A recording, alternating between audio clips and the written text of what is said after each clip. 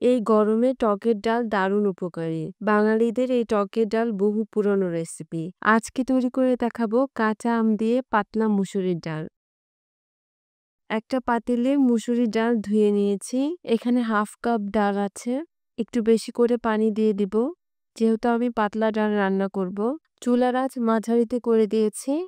ডালটা ফুটার অপেক্ষা করব। ডাল যখন ফুটতে শুরু করবে তখন ৩টা কাঁচামরিচ দিব একটা পেঁয়াজ কুচি, ১ চা চামচ লবণ, হাফ চা চামচ হলুদ। এবার ডাল পুরোপুরি সিদ্ধ করে নিব। ডাল সিদ্ধ হয়ে গেলে ডাল ঘুটনি দিয়ে ঘুটে নিব।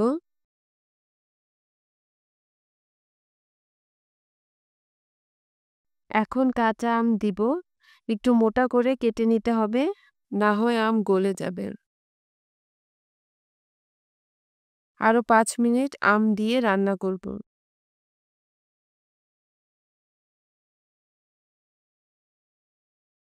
এখন একটা কড়াইতে তেল দিব ৩ টেবিল চামচ, রসুন কুচি দিব ৩ টেবিল চামচ, বাদামি করে ভেজে নিব। এখন ডালে দিয়ে ২ মিনিট রান্না করব।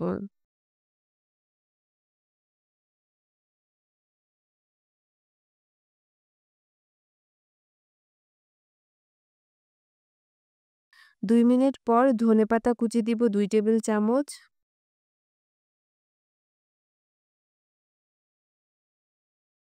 ১ মিনিট পর এখন চুলাটা বন্ধ করে দিব।